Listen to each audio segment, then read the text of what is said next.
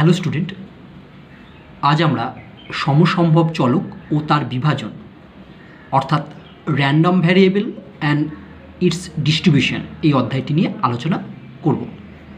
তাহলে আজকে আমাদের আলোচনার বিষয় সমসম্ভব চলক ও তার বিভাজন, যাকে আমরা ইংরেজিতে বলি random variable and it's distribution. আমরা প্রথমে বিষয়টি একটু বোঝার চেষ্টা করি। ধরো একটা র্যান্ডম এক্সপেরিমেন্ট বা সমসম্ভব পরীক্ষা হচ্ছে ই।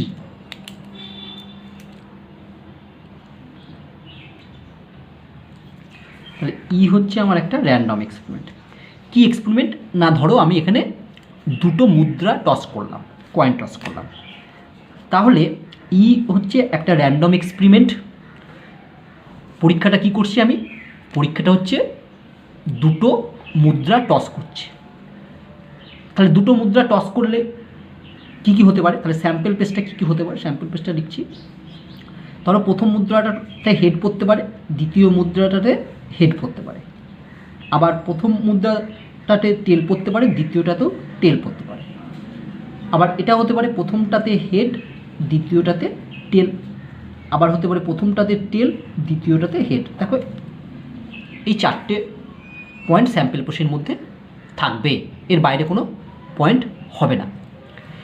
এইবার আমি কি করছি, একটা চলরাশি এক্স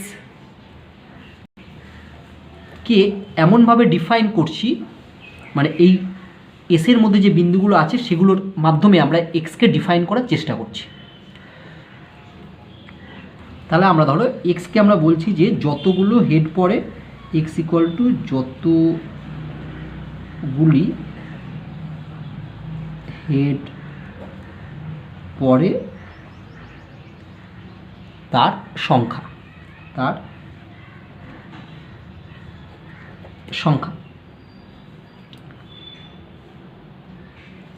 তাহলে এবার দেখো, তাহলে এইচ আর এইচ, এই যে নমুনা বিন্দুটা আছে প্রথম নমুনা বিন্দুর ক্ষেত্রে, এইচ বিন্দুর ক্ষেত্রে, নমুনা বিন্দুর ক্ষেত্রে লেখো এইচ নমুনা বিন্দুর ক্ষেত্রে এক্স কত হবে? দেখো এক্স বলেছি আমি কি, যতগুলি হেড পড়ে তার সংখ্যা। তাহলে এইচ নমুনা বিন্দুর ক্ষেত্রে এক্সের মান হবে 2, কারণ দুটো হেড পড়েছে। ঠিক একইভাবে দেখো টেল দুটো টিটি এই নমুনা বিন্দুর ক্ষেত্রে এক্স ইকুয়াল টু কত? এখানে তো একটাও হেড পড়েনি, তাহলে এখানে 0। আবার দেখো আমি যদি বলি এইচ টি নমুনা বিন্দুর ক্ষেত্রে এক্স মানে হেড পড়ার সংখ্যা কত? একটা হেড পড়েছে। আবার টিএইচ নমুনা বিন্দুর ক্ষেত্রে এক্স কত? এইটার ক্ষেত্রে একটা হেড পড়েছে 1। তাহলে আমরা এই এক্সকে সমসম্ভব চলক বা সম্ভাবনাময় চলক বলতে পারব। ঠিক আছে, তাহলে বিষয়টা কি? বিষয়টা হচ্ছে ধরো একটা র্যান্ডম এক্সপেরিমেন্ট আছে, সেই র্যান্ডম এক্সপেরিমেন্টের নমুনা দেশের প্রতিটি নমুনা বিন্দুকে যদি একটি বাস্তব অপেক্ষক একটা এমন হয় এক্স, যদি বাস্তব অপেক্ষক এক্স যদি ধরি, তাকে এইরূপভাবে সংজ্ঞাত করা যায় যাতে করে নমুনা দেশের অন্তর্গত প্রত্যেকটি নমুনা বিন্দুর অনুরূপ এক্সের একটি বাস্তব মান থাকে, তাহলে এক্সকে সমসম্ভব বা সম্ভাবনাময় চলক বলা হয়ে থাকে বা বলা যাবে। তাহলে আমি আরেকবার বলি, একটি সমসম্ভব পরীক্ষায় এস নমুনা দেশের প্রত্যেকটি নমুনা বিন্দুকে যদি একটি বাস্তব অপেক্ষক এক্সের সাহায্যে প্রকাশ করা যায়, তাহলে ওই বাস্তব অপেক্ষকটিকে মানে এক্সটিকে আমরা সমসম্ভব চলক বা র্যান্ডম ভেরিয়েবল বলতে পারবো। এখানে দেখো আমি কি করেছি, সমসম্ভব পরীক্ষাটা ই, এই পরীক্ষায় কি করেছি, দুটো মুদ্রাকে টস করেছি। দুটো মুদ্রাকে টস করলে এটা হতে পারে। এবার আমরা এক্স একটা সমসম্ভব চলক ধরছি, যেটা কিভাবে ডিফাইন করছি না, এক্স মানে হচ্ছে যতগুলো হেড পড়ে তার সংখ্যা। তাহলে প্রত্যেকটা নমুনা বিন্দুর জন্য কিন্তু এর মাধ্যমে ডিফাইন হতে হবে। ঠিক আছে, তাহলে যখন প্রথম নমুনা বিন্দু এইচের ক্ষেত্রে এক্সের মান কত? কারণ দুটো হেডই পড়েছে, তাহলে 2। যখন দুটোই টেল এই নমুনা বিন্দুর ক্ষেত্রে দেখো এখানে তো একটাও হেড পড়েনি, তাই এখানে এক্সের মান হবে 0। আবার এইচটির ক্ষেত্রে এইচটি এই নমুনা বিন্দুর ক্ষেত্রে একটি হেড পড়েছে তাই এক্সের মান 1।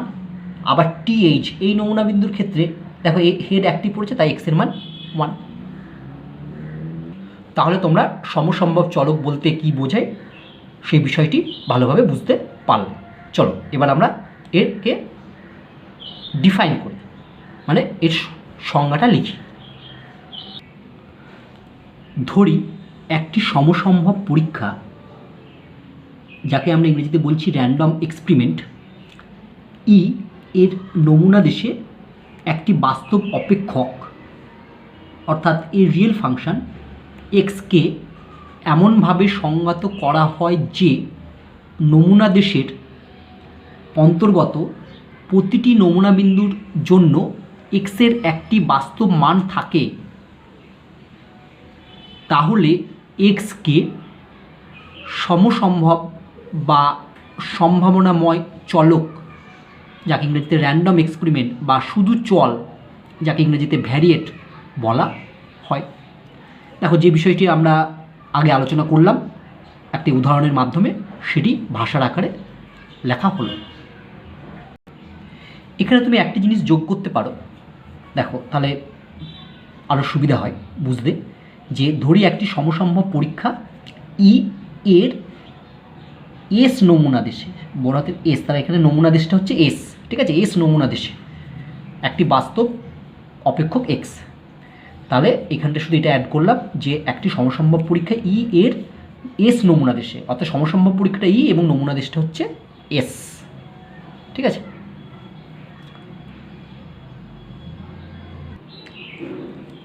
অন্যভাবে আমরা বলতে পারি যে সমসম্ভব চলক এক্স এমন একটি বাস্তব অপেক্ষক যা এস নমুনা দেশের অন্তর্গত প্রত্যেকটি নমুনা বিন্দুকে একটি বাস্তব সংখ্যা দ্বারা প্রকাশ করা হয় বা প্রকাশ করা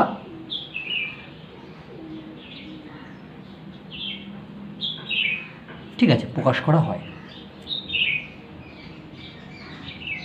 বা প্রকাশ করে লিখলেও পারো, সবচেয়ে ভালো হয় প্রকাশ করা হয় না লিখে লেখো প্রকাশ করে, মানে একটি বাস্তব সংখ্যা দ্বারা প্রকাশ করে, ঠিক আছে। চলো আমরা আগে যে এক্সাম্পলটা দিয়েছিলাম সেখানে আবার ফিরে যাই। তাহলে দেখো এখানে যে এক্স একটা সমসম্ভব চলক যা নমুনা দেশের প্রত্যেকটা বিন্দুকে দেখো এক একটা সংখ্যা দ্বারা প্রকাশ করছে। দেখো এক্ষেত্রে এক্স ইকাল টু 2 মানে কি নমুনা দেশের দুটো হেড এই বিন্দুটাকে নমুনা বিন্দুটাকে প্রকাশ করছে। এক্স ইকাল টু 0 মানে টিটি এই বিন্দুটাকে প্রকাশ করছে। এক্স ইকাল টু 1 মানে এইচটি এই বিন্দুটাকে প্রকাশ করছে। আবার একটা দেখো এক্স ইকাল টু 1 মানে টিএইচ এই বিন্দুটাকেও প্রকাশ করছে। তার মানে অ্যাকচুয়ালি এক্স ইকাল টু 1 দ্বারা দেখো এইচটি এবং টিএইচ এই দুটো বিন্দুকেই প্রকাশ করা হচ্ছে। তাহলে এখানে এক্সের ভ্যালুগুলো কত? এক্সের ভ্যালুগুলো হচ্ছে অ্যাকচুয়ালি একটা হচ্ছে 0 আর হচ্ছে 1 আর হচ্ছে 2। দেখো এক্সের ভ্যালুগুলো হচ্ছে 0, 1 আর 2। এই যে এই এক্সের ভ্যালুগুলো পেলাম এটাকে বলা হয় স্পেকট্রাম। এইগুলোকে কি বলা হয়? এই ভ্যালুগুলোকে সব বলা হয়ে থাকে স্পেকট্রাম, SPECTURM, ঠিক আছে। তাহলে এক্সের যে মানগুলো পায় সেগুলোকে বলা হয়ে থাকে স্পেকট্রাম। এবার যদি ধরো এক্সের মান আমি ধরলাম এ, তার মানে এক্সের মান এ, মানে এখানে এর একটা সংখ্যা হবে 0, 1, 2 যা খুশি প্রকাশ করতে পারে। আমি সেখানে সংখ্যাটা কী ধরলাম? X equal to A. X equal to যদি এ এই হওয়ার,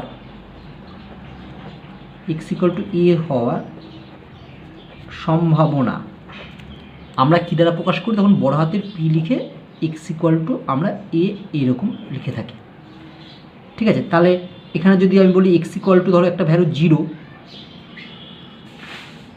হওয়ার সম্ভাবনা আমরা কিভাবে প্রকাশ করব? পি এক্স ইকুয়াল টু এ, এই 0 পি এক্স ইকুয়াল টু 0 এই দ্বারা প্রকাশ করব, ঠিক আছে। তাহলে এক্স ইকুয়াল টু 0 হওয়ার সম্ভাবনা পি এক্স ইকুয়াল টু এইভাবে আমরা প্রকাশ করে থাকি। আবার এক্স ইকুয়াল টু 0 হওয়ার সম্ভাবনা হচ্ছে পি এক্স ইকুয়াল টু 0 দ্বারা প্রকাশ হয়ে থাকে।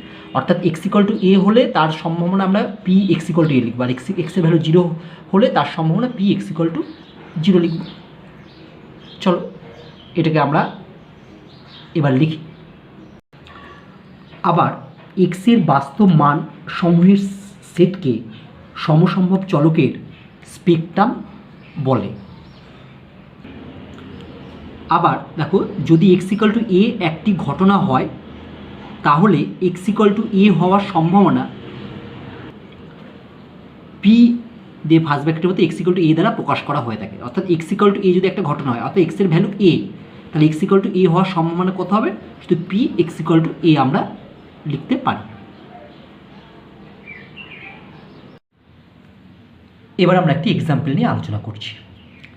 3টি ঝোঁকশূন্য মুদ্রা উৎক্ষেপণের সমসম্ভব পরীক্ষায় নমুনাদেশ এস হলে তাহলে এসের মধ্যে কতগুলো পয়েন্ট থাকবে? তো 3টে, ঠিক আছে। মুদ্রা, একটা মুদ্রা পড়লে হচ্ছে 2টো পয়েন্ট, তাহলে 3টে মুদ্রা পড়লে কতগুলো point? 2 to the power Q, মানে 8টা পয়েন্ট হবে।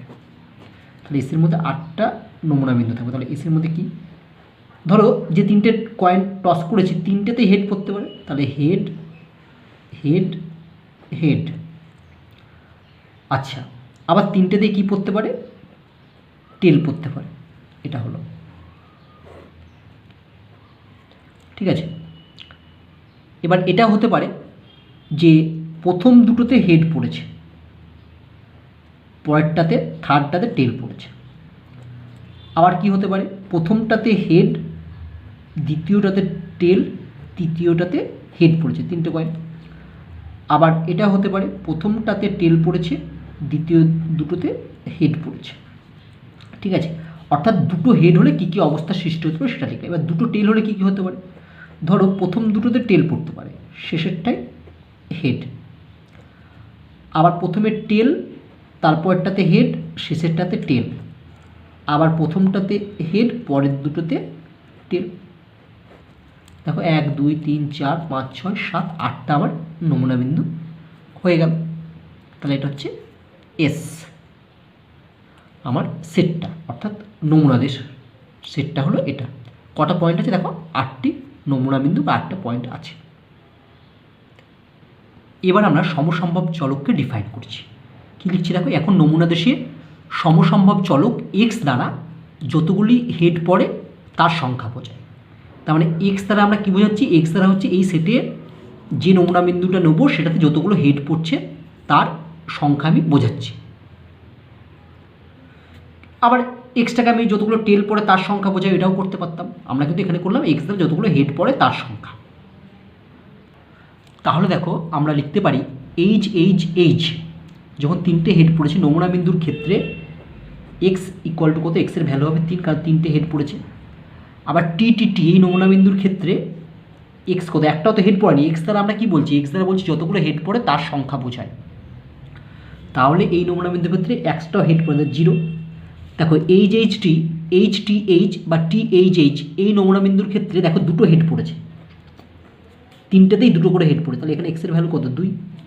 আবার দেখো টিটিএইচ, টিএইচটি, এইচএইচটি, এই 3টে নমুনা বিন্দুর ক্ষেত্রে 2টো করে টেল পড়েছে, একটা করে হেড পড়েছে, তাই তো? দাঁড়াও, এটা টিটিএইচ, টিএইচ টি, আচ্ছা এখানে হবে এইচটিটি হবে, ঠিক আছে। এসএসেরটা মিস্টেক হয়েছে, এইচটিটি, ঠিক আছে। এইচটিটি এই নমুনা বিন্দুর ক্ষেত্রে দেখো একটি করেই হেড পড়েছে প্রত্যেকটা, তাহলে এক্সের ভ্যালু এখানে হচ্ছে 1। তাহলে এখানে স্পেকট্রামগুলো কে কে? স্পেকট্রামগুলো হয়ে গেল 0 1 2 3, এগুলো হচ্ছে স্পেকট্রাম, কারণ এক্সের ভ্যালুগুলোকেই আমরা স্পেকট্রাম বলে থাকি। তাহলে অতএব এক্সের স্পেকট্রামগুলি হলো, অর্থাৎ এক্সের মান কী কী হয়েছে এখানে? 0 1 2 এবং 3। এখন আমরা যদি প্রবাবিলিটি বার করতে পারি, কার প্রবাবিলিটি? যখন এক্সের ভ্যালুটা 0, অর্থাৎ এক্স ইকুয়াল টু 0, এর প্রবাবিলিটি কত? অর্থাৎ এক্স ইকুয়াল টু 0, অর্থাৎ এর প্রবাবিলিটিটা কত? এক্স ইকুয়াল টু 0 বলতে কী বোঝায়? এক্স ইকুয়াল টু 0 বলতে বোঝায় যখন একটাও হেড পড়েনি। তাহলে আমার নমুনা দেশে কটা বিন্দু আছে? 8টা, তাহলে নিচে 8 হলো। তাহলে এক্স ইকুয়াল টু 0, অর্থাৎ একটাও হেড পড়েনি এরকম বিন্দু কটা আছে সেটা উপরে বসে। দেখো একটাও হেড পড়েনি এখানে সেরকম বিন্দু একমাত্র এখানে যখন 3টেই টেল পড়েছে সেখানেই কেবলমাত্র এই বিন্দুটাই আছে, একটাই বিন্দু আছে যেখানে আমার একটাও হেড পড়েনি। তাহলে একটাও হেড পড়েনি সেরকম বিন্দুর সংখ্যা কটা? আমার সেটা হচ্ছে একটা। তাহলে পি এক্স ইকুয়াল টু 0 হবে এখানে উপরে বসলে, মানে 1, অর্থাৎ নিচে হলো টোটাল এসের মধ্যে টোটাল পয়েন্ট, আর উপরে বসলো কি এক্স ইকুয়াল টু 0, অর্থাৎ একটাও হেড পড়ে না, এরকম কটা বিন্দু আছে। ঠিক একইভাবে P x equal to 1, x equal to 1 মানে কী বলছে, একটা হেড পড়েছে, তাই তো? তাহলে নিচে তো টোটাল নাম্বার হচ্ছে 8, মানে স্যাম্পল পেসে টোটাল পয়েন্ট আছে 8টা বা নমুনা বিন্দু আছে 8টি, আর এক্স ইকুয়াল টু 1 অর্থাৎ একটা মাত্র হেড পড়েছে, এইরকম কটা বিন্দু আছে সেটা আমি উপরে লিখব। দেখো একটা মাত্র হেড পড়েছে এখানে, এখানে আর এখানে, তাহলে এর সঙ্গে কটা পয়েন্ট হলো 3টে, তাহলে উপরে আমি 3 লিখব। তাহলে দেখো পি এক্স ইকুয়াল টু 1 অর্থাৎ এক্স ইকুয়াল টু 1 এর প্রবাবিলিটি হলো উপরে 3/8। ঠিক একইভাবে P x equal to 2, x equal to 2 বলতে কী বোঝায়, দুটো হেড পড়েছে, তাই তো? অর্থাৎ দুটো হেড পড়েছে, অর্থাৎ বা দুটো হেড পড়ার সম্ভাবনা কত, এটা মানে বোঝায়। দেখো নিচে টোটাল পয়েন্ট তো 8, তাহলে দেখো নমুনা বিন্দুতে দেখি দুটো হেড পড়েছে, এরকম কটি বিন্দু আছে, দেখো দুটো হেড পড়েছে, এখানে একটা দুটো হেড পড়েছে, আর এখানে এরকম বিন্দু কটা হলো 3টে, তাহলে এক্ষেত্রেও আমি উপরে লিখলাম 3/8। এবারে আমার প্রবাবিলিটি যখন হচ্ছে এক্স ইকুয়াল টু 3 অর্থাৎ 3টেই হেড পড়েছে, অর্থাৎ এক্স ইকুয়াল টু 3 হওয়ার প্রবাবিলিটি কত, তাহলে এখানে 8 নিচে, অর্থাৎ 3টে হেড পড়ার সম্ভাবনা কত। আচ্ছা 3টে হেড পড়েছে দেখি, এসের মধ্যে এরকম কটে বিন্দু আছে যেখানে 3টেই হেড পড়েছে, দেখো এখানে 3টে হেড পড়েছে, মাত্র একটাই আছে, মানে এই যে তাহলে আমরা এখানে লিখলাম 1। এবার যদি আমরা এই যে স্পেকট্রাম যেগুলো পেয়েছি প্রত্যেকটা স্পেকট্রামের আমি প্রবাবিলিটি বার করলাম, এবার যদি আমরা এই প্রবাবিলিটিগুলি সব যোগ করি তাহলে দেখি কি হয়। এখন পি এক্স ইকুয়াল টু 0 অর্থাৎ স্পেকট্রামগুলোর পয়েন্টগুলো সব যে প্রবাবিলিটি পেলাম সেগুলো যোগফল করছি, plus P x equal to 1 plus P x equal to 2 plus P x equal to 3 সমান সমান, দেখো পি এক্স ইকুয়াল টু 0 দেখবে এর প্রবাবিলিটি বেরিয়েছে 1/8, আবার এক্স ইকুয়াল টু 1 এর প্রবাবিলিটি বেরিয়েছে 3/8, আর এক্স ইকুয়াল টু 2 এর প্রবাবিলিটি বেরিয়েছে 3/8, আর এক্স ইকুয়াল টু 3 এর প্রবাবিলিটি বেরিয়েছে 1/8। তাহলে দেখো 8 লসাগু হবে, উপরে হবে 1 প্লাস 3 প্লাস 3 প্লাস 1, তাহলে উপরে হচ্ছে 8/8 ইকুয়াল টু 1। দেখো এখানে সমস্ত স্পেকট্রাম যেগুলো হয়েছে তাদের যে প্রবাবিলিটিগুলো আমি পেয়েছি তাদের যোগফল কী হলো, 1 হলো, ঠিক আছে? তাহলে কোনো সমসম্ভব পরীক্ষায় যদি নমুনা দেশের প্রতিটি বিন্দুকে একটি সম্ভাবনা চলক দ্বারা ডিফাইন করা হয়, তাহলে সেই সম্ভাবনা চলকগুলির যোগফল, মানে প্রবাবিলিটির যোগফল, অর্থাৎ যে সম্ভাবনা চলকগুলো আমি ডিফাইন করলাম, অর্থাৎ এক্সের যে মানগুলো পাবো, অর্থাৎ স্পেকট্রামের মধ্যে যে পয়েন্টগুলো থাকবে সেই পয়েন্টগুলোর প্রত্যেকটি যদি প্রবাবিলিটি বার করি, দিয়ে যদি সেগুলোকে যোগ করি, তার মান কত হবে, 1 হবে। এবার আমরা জানব সমসম্ভব চলকের প্রকারভেদ। সমসম্ভব চলককে সাধারণত দুই ভাগে ভাগ করা যায়, একটি বিচ্ছিন্ন সমসম্ভব চলক আর একটি অবিচ্ছিন্ন বা সন্তত সমসম্ভব চলক। বিচ্ছিন্ন সমসম্ভব চলককে ইংরেজিতে বলে ডিসক্রিট র্যান্ডম ভেরিয়েবল, আর অবিচ্ছিন্ন বা সন্তত সমসম্ভব চলককে ইংরেজিতে বলা হয় কন্টিনিউয়াস র্যান্ডম ভেরিয়েবল। বিচ্ছিন্ন সমসম্ভব চলকের আরেকটি নাম আছে অসন্তত সমসম্ভব চলক। তাহলে এবার আমরা বিচ্ছিন্ন সমসম্ভব চলক এবং অবিচ্ছিন্ন সমসম্ভব চলকের সংজ্ঞা এবং তাদের উদাহরণ সম্পর্কে জানব।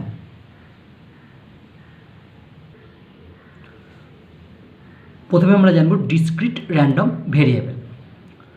যদি কোনো সমসম্ভব চলক গণনা করা যায় এমন সসীম বা অসীম সংখ্যক মান গ্রহণ করে, তবে তাকে বিচ্ছিন্ন সমসম্ভব চলক বা ডিসক্রিট র্যান্ডম ভ্যারিয়েবল বলে।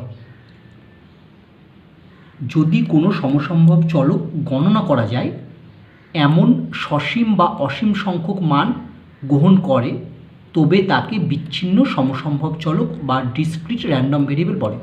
অর্থাৎ কোনো একটা সম্ভব চলকের যে স্পেকট্রামগুলো থাকবে সেগুলো যদি গোনা যায়, ঠিক আছে, তাহলে তাকে আমরা ডিসক্রিট র্যান্ডম ভ্যারিয়েবল বলবো। এক্সাম্পল দেখো, প্রথম এক্সাম্পল, দুটি ঝোঁকশূন্য মুদ্রা উৎক্ষেপণের সমসম্ভব পরীক্ষায় নমুনাদেশ এস হলে এস ইকুয়াল টু এই পয়েন্টগুলো থাকবে, অর্থাৎ দুটো মুদ্রা ছুঁড়েছি, প্রথমে দুটোতে হেড পড়তে পারে, আবার প্রথমটাতে হেড পরেরটাতে টেল পড়তে পারে, প্রথমটাতে টেল পরেরটাতে হেড পড়তে পারে, আবার দুটোতে টেল পড়তে পারে, অর্থাৎ মোট 4টে পয়েন্ট হলো। এখন যদি সমসম্ভব চলক এক্স ইকুয়াল টু যতগুলি টেল পড়ে তার সংখ্যা বোঝায়, তাহলে এক্স ইকুয়াল টু 0 দ্বারা কী বোঝাবে? এক্স ইকুয়াল টু 0 দ্বারা এইচ নমুনা বিন্দুর বোঝায়, কারণ এক্স ইকুয়াল টু 0 মানে কে? এক্স ইকুয়াল টু 0 মানে একটাও টেল পড়েনি, তাহলে দুটোই হেড পড়েছে, তাহলে সেটা এইচ নমুনা বিন্দু বোঝাবে। এক্স ইকুয়াল টু 1 মানে কী বোঝাবে? একটা টেল পড়েছে, অর্থাৎ সেক্ষেত্রে এইচটি কমা টিএইচ এই নমুনা বিন্দু বোঝাবে। আর এক্স ইকুয়াল টু 2 মানে কি? দুটোই টেল পড়েছে, সেটা হচ্ছে টিটি, এটা বোঝাবে। তাহলে এক্সের স্পেকট্রামগুলি কত হলো? 0, 1, 2। দেখো এই 0, 1, 2 গুণে যাচ্ছে, এখানে 3টে আছে, তাই এখানে এই সমসম্ভব চলকটি, অর্থাৎ এখানে সমসম্ভব চলক এক্স হলো ডিসক্রিট র্যান্ডম ভেরিয়েবল। নির্দিষ্ট সময় অন্তর কোনো ফোনের লাইনে ফোন কলের সংখ্যা একটি সমসম্ভব চলক। দ্বিতীয় এক্সাম্পল আমরা দেখছি, যা না নির্দিষ্ট সময় অন্তর কোনো ফোনের লাইনে ফোন কলের সংখ্যা একটি সমসম্ভব চালক, অর্থাৎ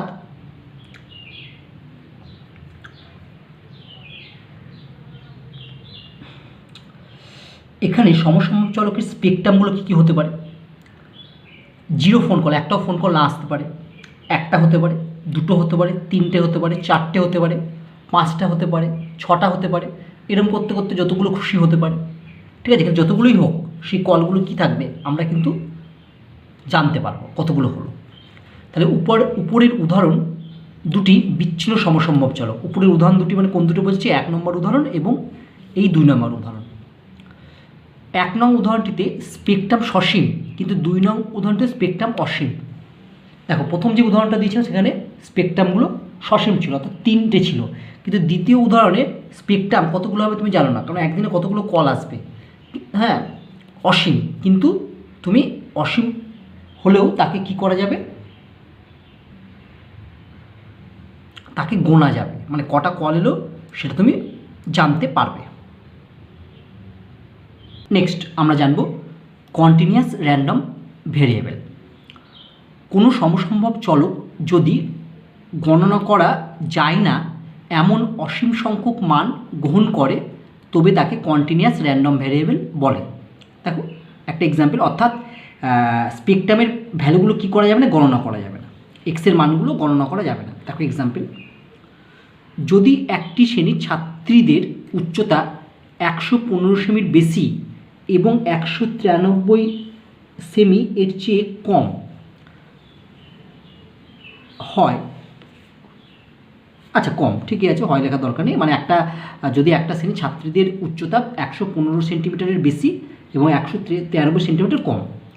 এখন যদি সমসম্ভব পরীক্ষা দ্বারা ছাত্রীদের উচ্চতা সূচিত হয়, হ্যাঁ সমসম্ভব একটা পরীক্ষা, সেখানে ছাত্রীদের উচ্চতা সূচিত হচ্ছে এবং উচ্চতাটা কী দ্বারা সূচিত করবে? এক্স দ্বারা, অর্থাৎ এক্সের একটা মান দ্বারা, তো এক্স ইকুয়াল টু হয়তো হলো 116 সেমি সেরকম সূচিত হয়, এবং নমুনাদেশ যদি এস হয় তাহলে এস ইকুয়াল টু এক্স।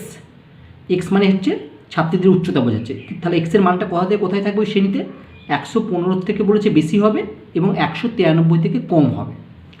এখানে এক্সের মান গণনা করা যায় না, তাই এখানে এক্স হলো কন্টিনিউয়াস র্যান্ডম ভেরিয়েবল, কারণ এক্সের মান কত হবে তোমাকে বলতে পারবে না, কারণ সেটা এক্সের মান 115.1 হতে পারে, 115.2 হতে পারে, 115.3 হতে পারে, 116 হতে পারে, 120 হতে পারে, 190 হতে পারে, 190.1 হতে পারে, অসংখ্য মান হবে যেটা তুমি গুনতে পারবে না। তাই এক্ষেত্রে এই র্যান্ডম ভ্যারিয়েবলটি হলো কন্টিনিউয়াস র্যান্ডম ভ্যারিয়েবল। এবার আমরা আলোচনা করব বিচ্ছিন্ন সম্ভাবনা বিভাজন বা ডিসক্রিট প্রবাবিলিটি ডিস্ট্রিবিউশন। ধরি কোনো বিচ্ছিন্ন সমসম্ভব চলক এক্স এর মানসমূহ x1, x2, x3, dot dot dot xn, যেখানে x1 থেকে x2 বড়, x2 থেকে x3 বড়, এরকম করতে করতে সবার শেষে xn আছে, মানে xn সব থেকে বড়। অর্থাৎ x হচ্ছে একটা সমসম্ভব চালক এবং x এর মানসমূহ হচ্ছে এইগুলো x1, x2, x3 dot dot xn। তাহলে অর্থাৎ x এর মান কটা আছে এখানে? nটা। তাহলে তার জন্য এটা একটা ডিসক্রিট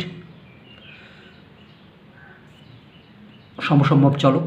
তাহলে x হলো এখানে ডিসক্রিট সমসম্ভব চলক, কারণ x এর যে স্পেকট্রামগুলো গোনা যাচ্ছে, ঠিক আছে। এবং প্রবাবিলিটি অফ, যখন x এর ভ্যালু হচ্ছে ছোট x1, তখন আমি ধরছি হচ্ছে p1। যখন p x ইকুয়াল টু ছোটো হাতের x2, তখন আমি ধরছি এটা ছোটো হাতের p2 প্রবাবিলিটি। আবার যখন p x equal to x3, যাতে x এর ভ্যালু x3 হলে তার প্রবাবিলিটি হচ্ছে p3। তাহলে এরকম করে যেতে যেতে যখন সবার শেষেরটা p x ইকুয়াল টু ছোটো হাতের xn, তখন হবে pn ছোটো হাতের। তাহলে আমরা এখন কি করলাম? আমরা একটা বিচ্ছিন্ন সমসম্ভব চলক x আছে, x এর স্পেকট্রামগুলো হচ্ছে x1, x2, x3 dot dot xn। আচ্ছা, এবং যেখানে x1 থেকে x2 বড়, x2 থেকে x3 বড়, x3 থেকে x4 বড়, এরকম করে যেতে যেতে সব xn সব থেকে বড়। যখন x এর ভ্যালু x1, তার প্রবাবিলিটি হচ্ছে p1, x এর ভ্যালু x2 হলে তার প্রবাবিলিটি হচ্ছে ছোটো হাতের p2, যখন x এর ভ্যালু x3, তার প্রবাবিলিটি হচ্ছে p3, যখন x এর ভ্যালু xn, তার প্রবাবিলিটি pn। তাহলে আমরা কি লিখতে পারবো? তাহলে অতএব আমরা লিখতে পারবো সামেশন, মানে যোগ, কার যোগ? p x equal to xi, অর্থাৎ এই স্পেকট্রামগুলোর যে প্রবাবিলিটি তার সমস্ত যোগ। আয়ের মানটা এখানে কোথা থেকে কোথায়? আয়ের মানটা হচ্ছে 1 থেকে n ইকুয়াল টু হবে 1। কারণ আমরা আগেই বলেছি যে স্পেকট্রামগুলো যদি সব প্রবাবিলিটি বার করা যায়, সেই প্রবাবিলিটিগুলো যোগফল হয় 1। তাহলে এখানে দেখো p x equal to xi, অর্থাৎ আয়ের মানে 1 হবে, 2 হবে, 3 হবে, কত অবধি হবে? n অবধি হবে। তার যোগফলটা হবে 1, সামেশন মানে যোগ। এটাকে তুমি এরকমভাবে লিখতে পারো। বা দেখো আয়ের মান 1 বসালে কত হবে? p x equal to x1, আয়ের মান যখন 1, প্লাস তারপরে p আয়ের মান 2 হলে x ইকুয়াল টু x2, তারপরে প্লাস p সামেশন মানে যোগ x equal to x3, plus dot dot dot dot, এরকম করে হতে হতে গেল সবার শেষের টাইম বসাবে xn। তাহলে আয়ের জায়গায় যদি n বসায়, তাহলে এটা p x equal to xn equal to 1। বা p x equal to x1 এর ভ্যালু হচ্ছে p1 পরে, এটার ভ্যালু হচ্ছে p2, তারপরে p x equal to x3 এর ভ্যালু আমরা ধরছি p3, plus dot dot dot dot করতে গেলে আমি সবার শেষেটা পেলাম pn ইকুয়াল টু 1।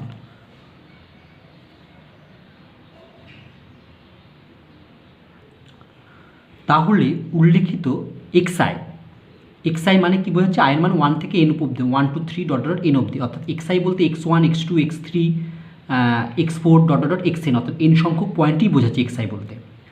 মানসমূহের সেট ও উহাদের অনুরূপ সম্ভাবনাসমূহ pi দ্বারা x চলকের বিচ্ছিন্ন সম্ভাবনা বিভাজন সংজ্ঞাত হয়। অর্থাৎ ধরো আয়ের মান 1 নিলে, তখন আয়ের মান 1 নিলে x1 হলো, তখন x1 এর প্রবাবিলিটি কী হবে? p1। আয়ের মান যদি 2 নাও, তাহলে x2 হবে, x2 এর প্রবাবিলিটি কত হবে? p2। আয়ের মান যদি 3 নাও, তাহলে হবে x3, x3 এর প্রবাবিলিটি তখন কী হবে? p3।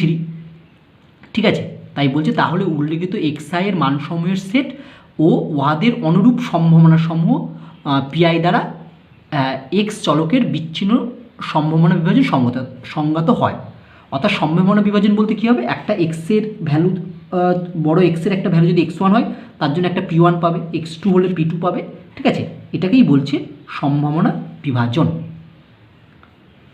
তাহলে তুমি লিখতে পারো অন্যভাবে, ধরো যখন আমি সেটের মাধ্যমে লিখছি, সেকেন্ড ব্র্যাকেট দিলাম x1, তাহলে x1 এর প্রবাবিলিটি কী হয়? p1, কমা, এবার যদি x2 নাও, তার প্রবাবিলিটি কী হবে?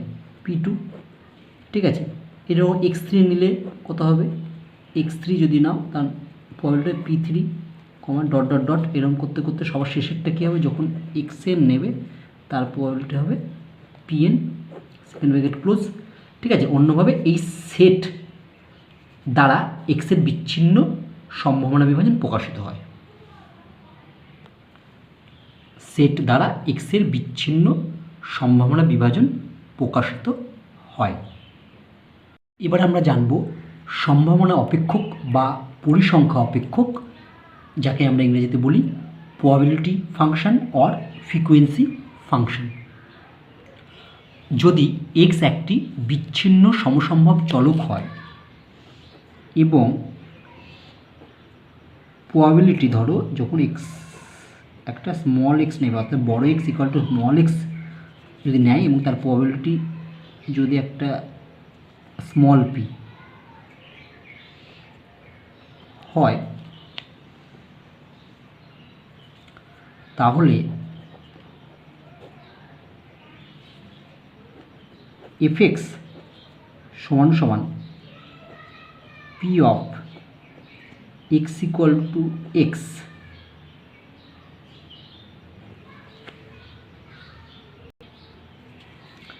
এটা মানেই সমান সমান ছোট হাতের পি কে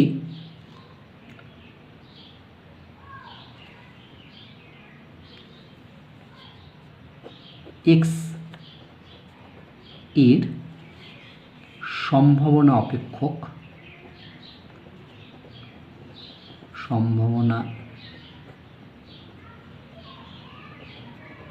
অপেক্ষক বা পরিসংখ্যা অপেক্ষক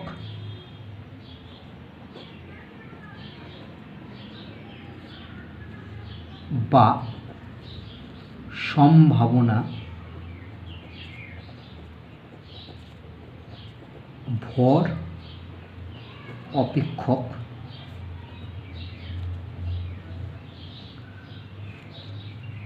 বা ইংরেজি তাকে বলা হয় প্রবাবিলিটি PROBILITY প্রবাবিলিটি মাস ফাংশন MASS মাস ফাংশন, যাকে সংক্ষেপে PMF মানে প্রবাবিলিটি মাস ফাংশন বলে। ঠিক আছে, তাহলে কতগুলো নাম পেলে সেই নামগুলো সব মনে রাখবে। তাহলে এক্স যদি একটা বিচ্ছিন্ন সমসম্ভব চালক হয় এবং পি বড় হাতের এক্স ইকুয়াল টু ছোটো হাতের এক্স যখন মান ছোটো হাতের এক্স এর মান যদি পি হয়, অর্থাৎ এক্স বড় এক্স যখন ছোটো এক্স এর মান গ্রহণ করবে তার প্রবাবিলিটি হবে ছোটো হাতের পি। এবার যদি এটাকে আমি এফএক্স একটা ফাংশন দ্বারা ডিনোট করে থাকি, তাহলে এই এফএক্সকে বলা হবে সম্ভাবনা অপেক্ষক। এবার আমরা একটি নোট পড়ব। যদি এফএক্স একটি সম্ভাবনা অপেক্ষক বা প্রবাবিলিটি মাস ফাংশন হয়, অর্থাৎ PMF, তাহলে দুটো শর্ত সিদ্ধ করবে। কি কি?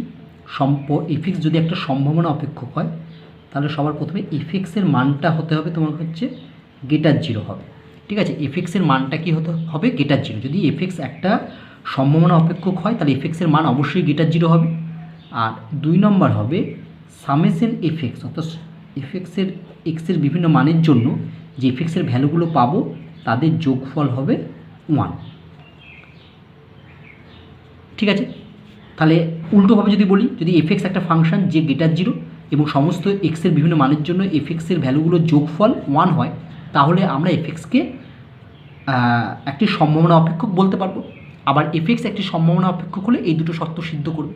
এবার দেখো এই দুটো শর্ত মানে তুমি এটাকে লিখতে পারো এফ এক্সের ভ্যালু যখন x1 plus F x1 x2 হলে F x2 plus F x3 plus dot dot dot dot dot এক্সের ভ্যালু হচ্ছে F xn equal to 1।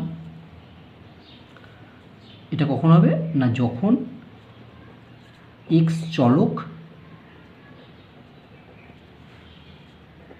x1, x2, x3 dot dot dot xn মান সমূহ গ্রহণ করে।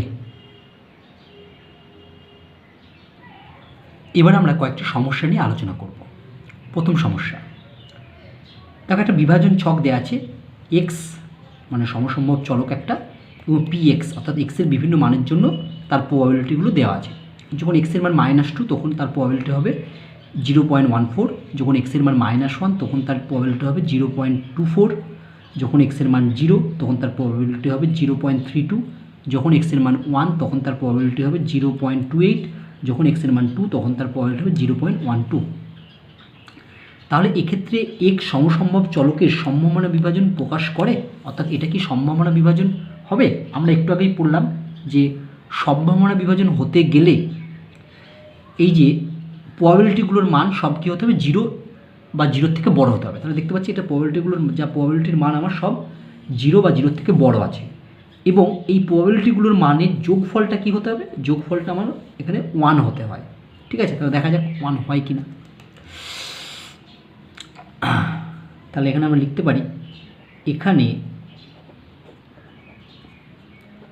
পি এক্স, এক্সের মান -2, -1, 0, 1, 2 যাই হোক না কেন তার প্রবাবিলিটিটা কিন্তু 0 থেকে বড়। তাহলে এখানে আর লিখলাম, পি এক্সের মান যদি আর হয়, ঠিক আছে, তার মানটা >0। ঠিক আছে, আর এর মান কী হবে, আর ইকুয়াল টু কমা দিয়ে লিখতে পারি, আর ইকুয়াল টু হচ্ছে -2, -1, 0, 1, 2 এই মানগুলো আর। ঠিক আছে, আর এর মান যাই বসাও তার প্রবাবিলিটি দেখো সবসময় 0 থেকে বড় হচ্ছে। এটা একটা হলো। আর একটা কী দেখাতে হয়, আবার সামেশন পি এক্স অর্থাৎ প্রবাবিলিটিগুলো সব যোগফল দেখো কি হয় বলো। যখন এক্সের মান -2 তখন কী হবে, 0.14 প্লাস এক্সের মান যখন -1 তখন হচ্ছে 0.24, যখন এক্সের মান 0 তখন হচ্ছে 0.32, প্লাস যখন এক্সের মান 1 তখন 0.28, আবার যখন এক্সের মান 2 তখন হচ্ছে প্লাস 0.12। তাহলে এগুলো যোগ করলে দেখবে তুমি পাবে 1.10। দেখো এটার মান কি, এটার মানে 1-এর থেকে বড়, কিন্তু এটাকে যদি সম্ভাবনা বিভাজন হতে হতো তাহলে অবশ্যই এই পি এক্স সামেশন পি এক্সের মান 1 হতে হতো। ঠিক আছে, যেহেতু সামেশন পি এক্স >0 তাই এটি সম্ভাবনা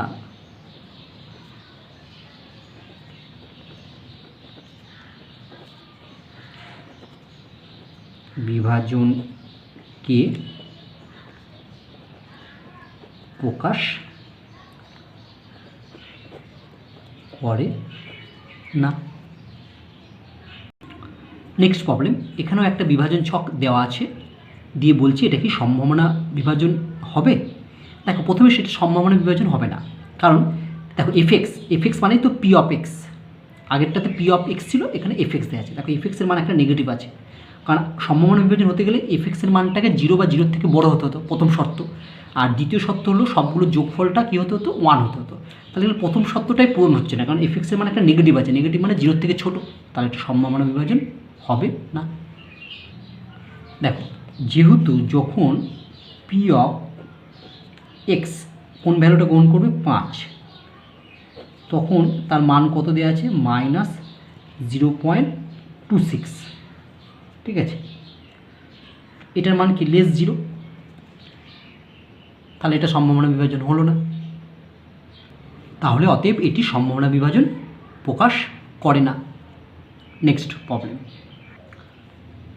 ধরো এটা একটা বিভাজন ছক দেওয়া আছে, দিয়ে বলছি ইহা সম্ভাবনা বিভাজন হবে কি। আচ্ছা আগের প্রশ্নটা এটা বড় হাতের এক্স হবে, এটা বড় হাতের এক্স করে নাও। তো দেখো এখানে এফএক্স বড় হাতের মানে এফ বড় হাতের এক্স, অর্থাৎ এটা পি অফ এক্স মানে প্রবাবিলিটি, মানে এক্সের মান -3 হলে তার প্রবাবিলিটি হচ্ছে 0.12। দেখো এখানে সব প্রবাবিলিটিগুলো হচ্ছে 0 থেকে বড়, কেউ নেগেটিভ নেই, তাহলে 0 থেকে বড়। তাহলে প্রথম শর্ত পূরণ হয়েছে। দ্বিতীয় শর্ত দেখতে হবে এইগুলো সব যোগফলটা কি হচ্ছে, 1 হচ্ছে কিনা।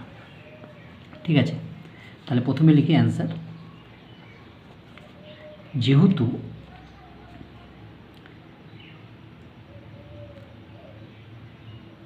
পি এক্সের ভ্যালু যাই নাও না কেন, আর নিলাম গ্রেটার 0, কমা দিয়ে আর এর মানগুলো কত কত হবে, -3, -2, -1, 0, 1 এবং এর যোগফল অর্থাৎ সামেশন পি বড় হাতের এক্স ইকুয়াল ছোট হাতের এক্স, বা শুধু সামেশন পি এক্সও লিখতে পারে, এটা না লিখে সামেশন পি এক্স। ঠিক আছে, বা summation P x equal to তুমি লিখতে পারো সামেশন এফ এক্সও লিখতে পারো, এখানে এফ এক্স দেওয়া আছে, এক্সটা বড় হাতের হবে, সামেশন এফ এক্স অর্থাৎ সবগুলোর যোগফল কত হয় দেখো, সমান সমান 0.12 প্লাস 0.16 প্লাস 0.24 প্লাস 0.32 প্লাস 0.16। দেখো এগুলো যোগ করে দেখো যোগফল 1 হবে। অতএব এটি এক্স চলকের একটি সম্ভাবনা বিভাজনকে প্রকাশ করে। তাহলে তোমরা বুঝতে পারলে কোনো একটা ছক দেয়া থাকলে সেটা সম্ভাবনা বিভাজন প্রকাশ করে কিনা সবার প্রথমে দেখতে হবে এফ এক্স মানে হচ্ছে পি এক্স, অর্থাৎ প্রবাবিলিটিগুলোর মান সব 0 থেকে বড় আছে কিনা, বা 0 থাকলেও হবে, এবং এই প্রবাবিলিটিগুলোর মানের যোগফলটা কী হতে হবে, 1 হতে হবে। অর্থাৎ দুটো শর্তই যদি সিদ্ধ হয় তাহলে সেটাকে আমরা বলবো সম্ভাবনা বিভাজন। যদি দুটো শর্তের মধ্যে যে কোনো একটা সিদ্ধ না হয় তাহলে আমরা সেটাকে সম্ভাবনা বিভাজন বলতে পারবো না।